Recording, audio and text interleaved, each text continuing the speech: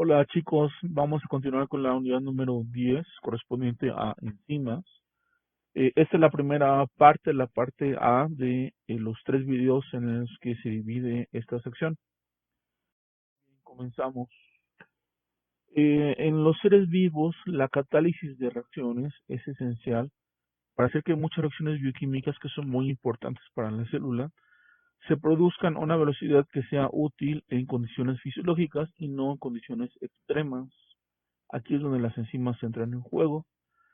De esta forma, las condiciones fundamentales para la vida se consideran las siguientes: autorreplicación, catálisis eficiente, selección de las reacciones químicas, y en estos tres puntos las enzimas son fundamentales para llevar a cabo estos procesos. De esta forma, las enzimas son biopolímeros formados por residuos de aminoácidos que catalizan las reacciones químicas y que hacen posible la vida tal y como la conocemos. Con excepción de las ribosimas, que son las formadas por RNA, las enzimas son proteínas extremadamente especializadas con un gran poder catalítico. En cuanto a su función, pueden encontrarse deficiencias que generan patologías asociadas a patologías, y estas deficiencias pueden ser debido a mutaciones en los genes que las codifican o a la presencia de toxinas o infecciones virales y o bacterianas. El estudio de la estructura molecular de las enzimas puede utilizarse el conocimiento de cómo se distribuye la estructura terciaria y secundaria para el diseño racional de fármacos, y esto se puede utilizar también como guía para la terapia génica. Las enzimas, recuerden, básicamente lo que hacen es convertir uno o más compuestos, llamados sustratos, en uno o más compuestos diferentes, llamados productos. Vemos aquí en la imagen cómo el sustrato, que está en anaranjado, es complementario posee gran afinidad por el sitio activo de la enzima.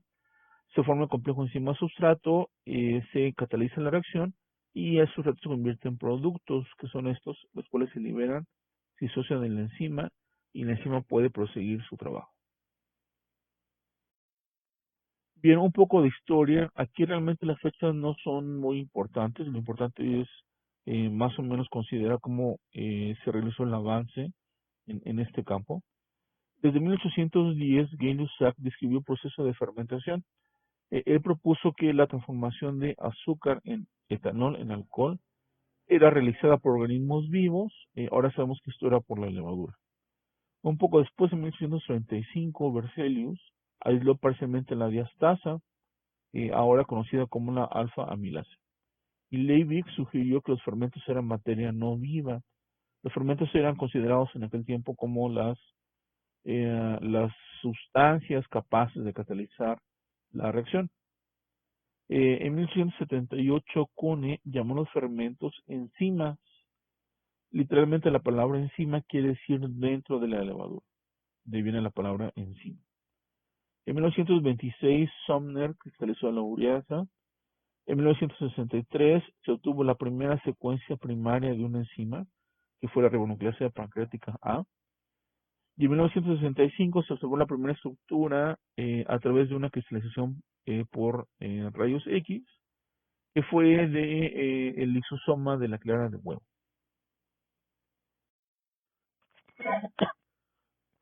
Perdón, aquí vemos primero que estando el sustrato se une con la enzima, como son complementarios, hay una disminución de la energía en el eje de las 10 y tenemos aquí el complejo enzima-sustrato.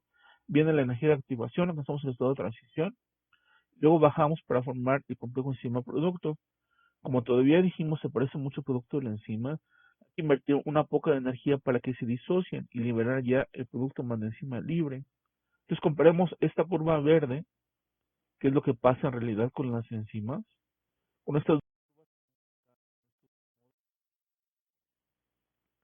Como vimos, en la curva verde no se parece ni a esta, ni se parece a esta.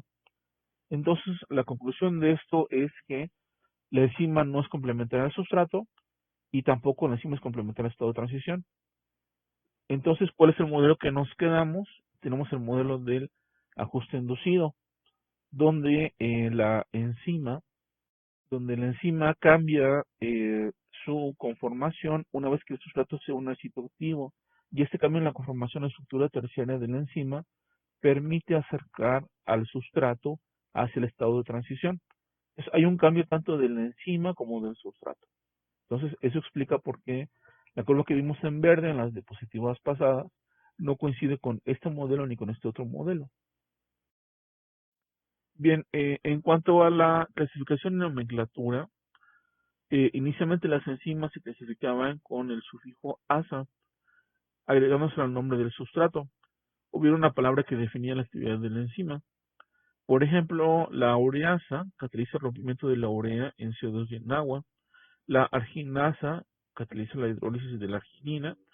Y la adenopolimerasa cataliza la síntesis. Sin embargo, este nombre pues, se prestaba a confusiones y entonces en la actualidad se utilizan nombres recomendados, que es generalmente corto y apropiado para el uso común y corriente, un nombre sistemático que nos habla ya de la reacción específica que cataliza la enzima, y un número de clasificación.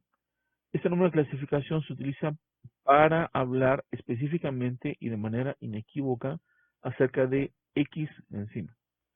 Por ejemplo, enzima que vamos a ver aquí en este ejemplo, donde cataliza la formación de fosfocreatina, utilizando creatina más ATP como sustratos.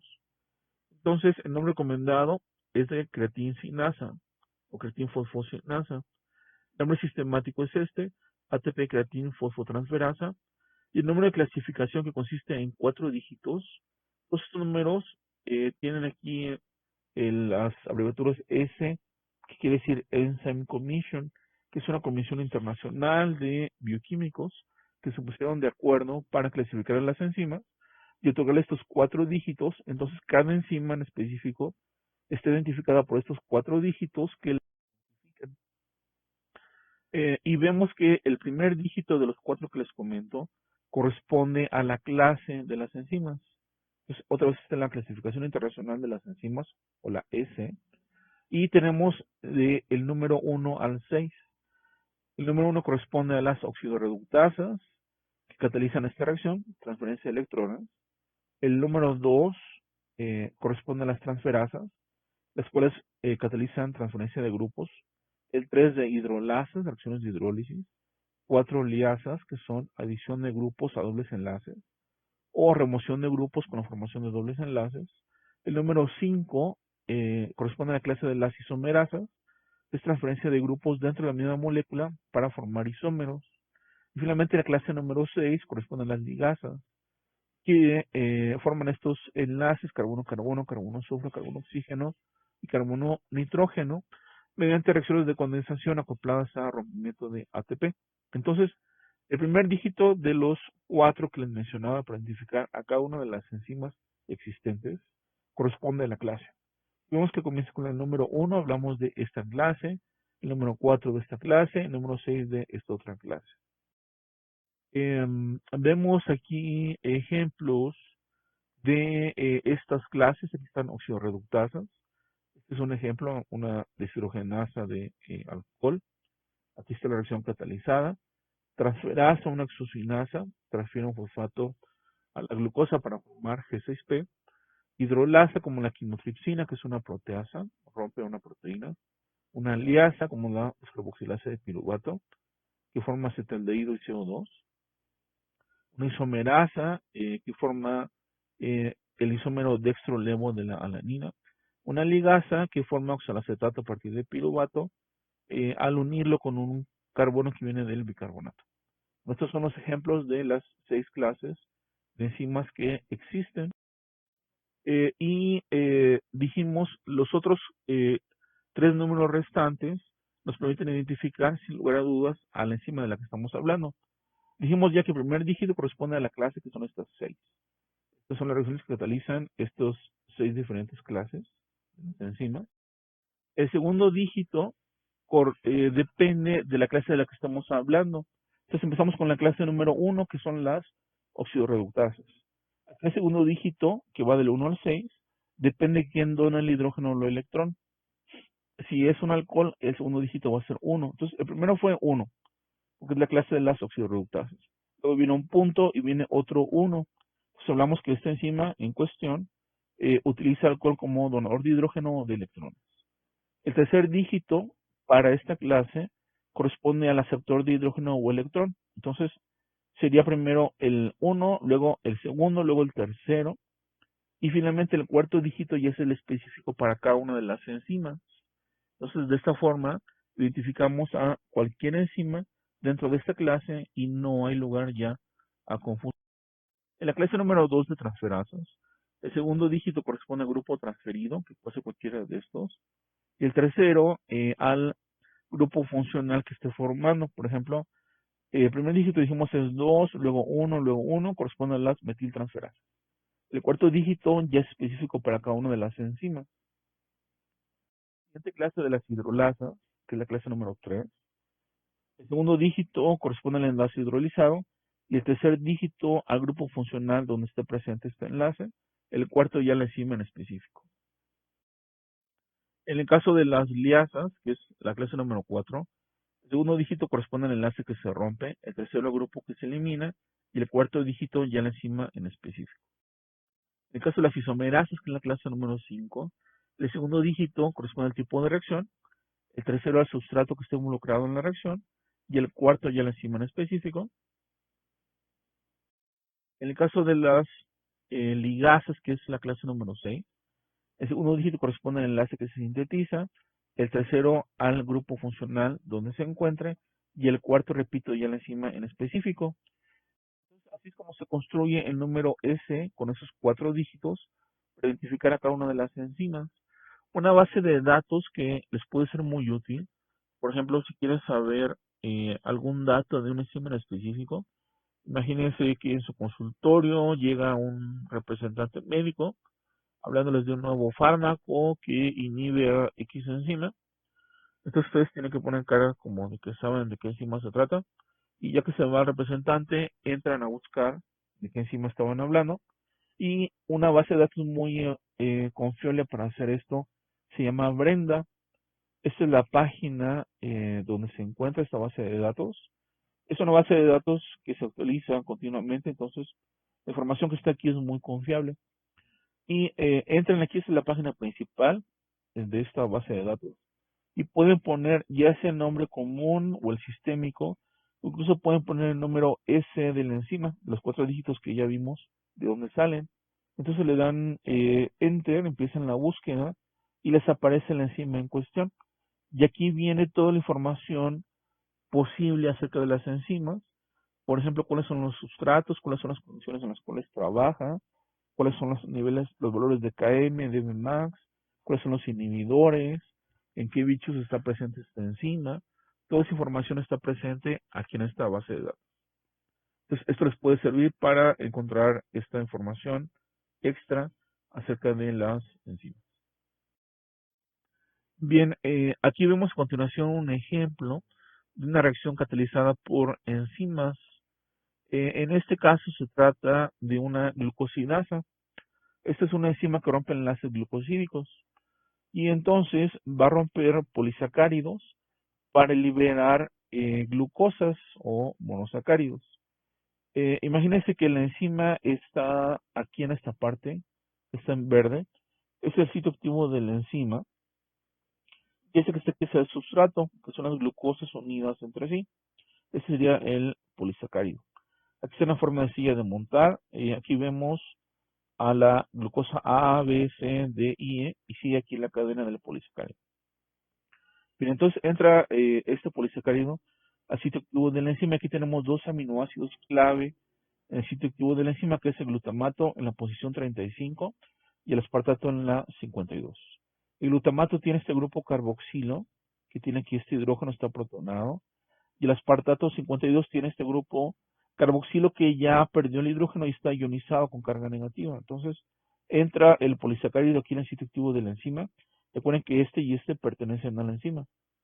Y para empezar, este oxígeno del grupo carboxilo del aspartato atrae fuertemente a este protón del hidrógeno.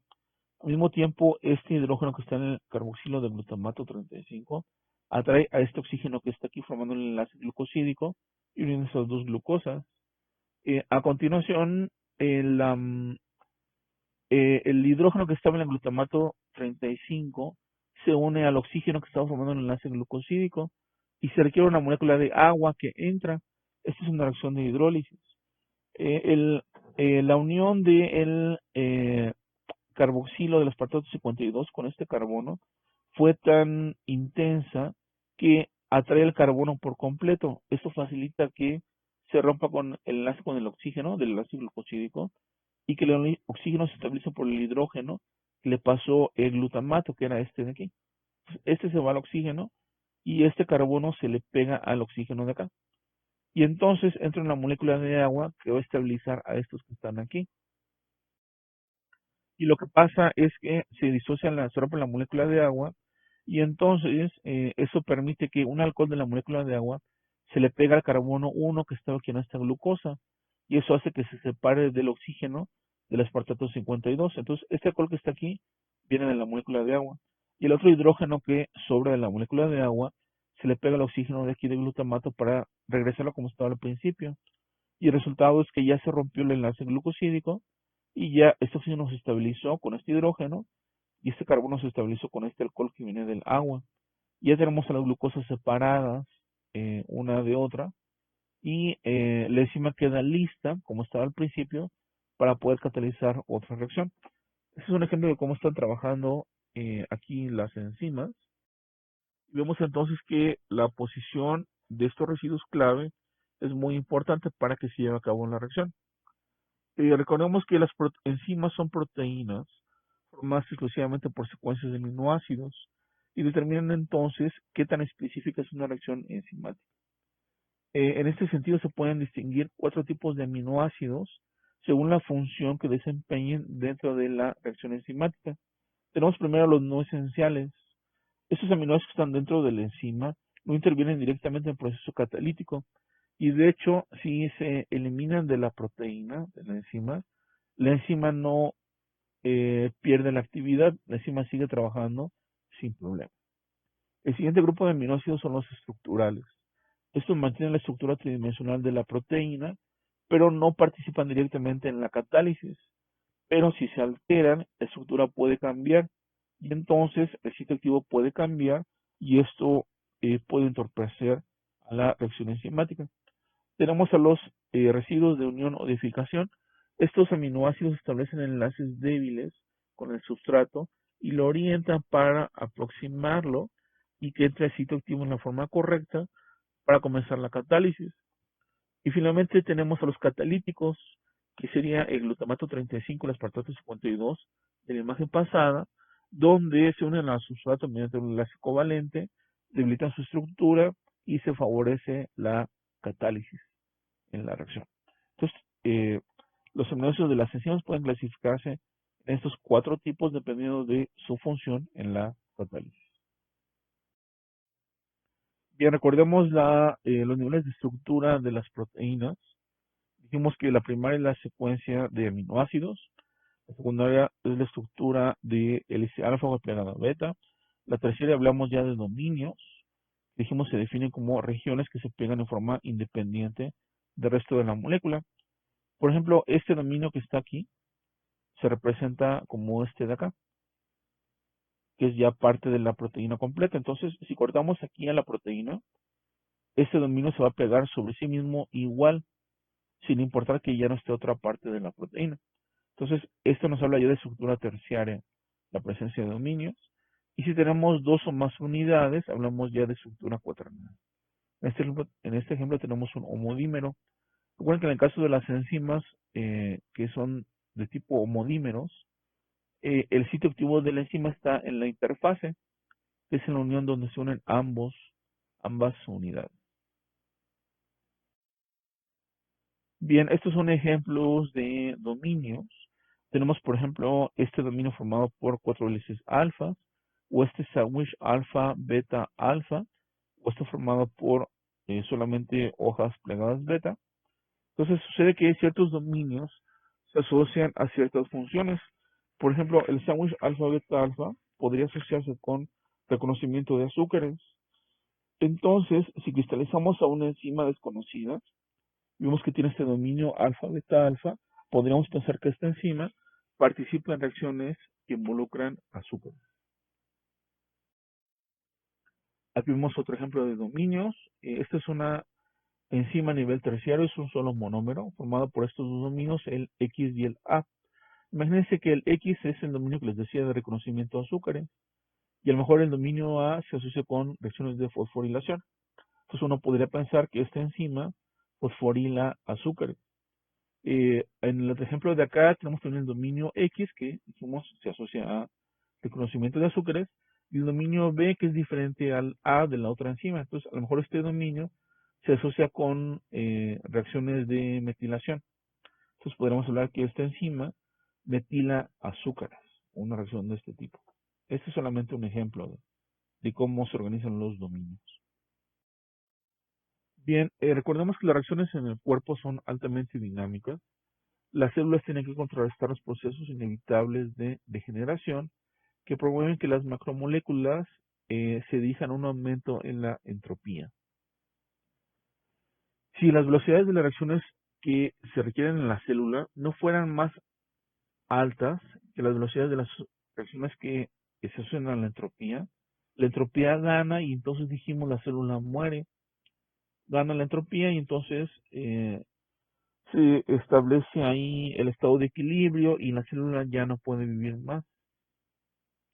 Entonces, el factor limitante en la velocidad de la reacción no es la velocidad intrínseca de la reacción enzimática, sino la frecuencia en la cual la enzima interacciona con el substrato. Es una parte muy importante. ¿Qué tan fácil es que la enzima choque con el substrato para que inicie la reacción? De esta forma, una reacción está limitada por la velocidad de difusión. ¿Qué tan probable es que un substrato como una glucosa que anda flotando choque con la enzima correcta en la posición correcta para que se inicie la catálisis? De esta forma, la reacción enzimática se limita por la difusión y su velocidad depende de la concentración de la enzima y la concentración del substrato. Sin embargo, dado el enorme número de reacciones diferentes que se llevan a cabo en el citosol de la célula o en los organelos, las concentraciones de sustratos y de enzimas están limitados. Entonces, ¿cómo es posible que se mantengan velocidades metabólicas muy elevadas? Una de esas opciones es formando complejos multienzimáticos, como vemos en la imagen. Esto es debido a que a lo mejor tres enzimas que participan en una vía metabólica se unen sobre sí mismas y forman un complejo multienzimático. Vemos aquí este ejemplo de la piruvato descarboxilasa. Tenemos tres subunidades.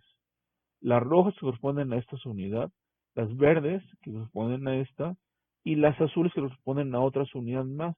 Entonces, estas tres pueden estar codificadas por genes distintos, vienen de genes distintos, pero finalmente las tres se unen entre sí y forman una sola proteína que es la piruvato descarboxilasa en este ejemplo, que es un complejo multienzimático. Entonces, la formación de complejos multienzimáticos ayuda a evitar este problema de la difusión y esto hace, por supuesto, que reacciones más. Otra forma también se llama la canalización del sustrato o substrate channeling.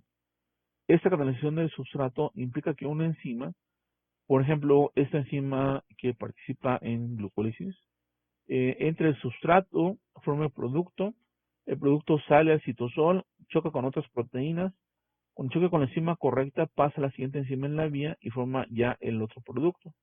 Este es un ejemplo de cómo podría pasar, pero como vemos en la imagen es la vía lenta. Una vía más rápida es que la enzima A se una con la enzima B. De esta forma el sustrato que entra a la primera enzima, sale como producto en la primera enzima, entre como sustrato inmediatamente en la segunda enzima y a partir de aquí sale como producto ya de la segunda enzima. Entonces, si esto se hace, si se canaliza el sustrato de una enzima a otra, la reacción es mucho más rápida también y esto permite hacer y acelerar más el metabolismo Bien, de esta forma terminamos ya con la primera parte de esta unidad. Muchas gracias por su atención.